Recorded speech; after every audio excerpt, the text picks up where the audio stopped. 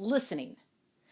This is one of the things that I am constantly talking to my students about, all the way from beginners on day one, all the way through college students as they're working on developing their musicianship and wanting to become future educators and professional performers. Music is a language, and we learn language by listening. We learn by imitating. I give the example of a little baby in a crib. And I ask students to either imagine a niece or a nephew or a little brother or sister and talking to them. And at first, they just look at you. They stare back. They may or may not have facial expressions, but they're engaged. And then they start to learn sounds, and it's a mumble jumble. And then eventually they're able to say a word. And then they're able to say a few fragments of words and kind of piece together ideas. And then they're able to say sentences. And then by the time they get to fifth or sixth grade, when I meet with them, they're really they're literate and they're fluent in the language. Well, music is the same way. We learn how just to make random sounds, and then we learn how to say a few words, and then a few sentences, and then we learn how to communicate.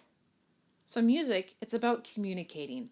It's not about playing all those little black dots on the page exactly right. That's the nuts and bolts, and a certain percentage of those need to be right. It's the whole thing of what comes first, the chicken or the egg. What comes first, the music or the notes? It's a big debate.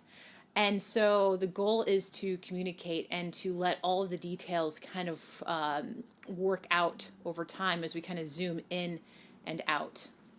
And in order to communicate, in order to tell a story, in order to have a voice, we have to be able to hear what we want to sound like. We have to be able to imagine this idea, and we have to be able to not just hear it in our head, but we have to hear it in the room. And then as we're practicing, we have to ask ourselves, are we lining up with that imagined sound concept, with that phrase that we're hearing? So before you sit down and practice, doesn't matter how old you are, how young you are, how many years you've been playing, before you sit down and practice, or as you sit down and practice, we all have phones. We have the world at our fingertips. We have the world in our palm. It's amazing. We have YouTube, we have Spotify, we have iTunes, we have Pandora. It's amazing. And so put together a playlist and listen to one track, listen to one recording before you sit down and practice.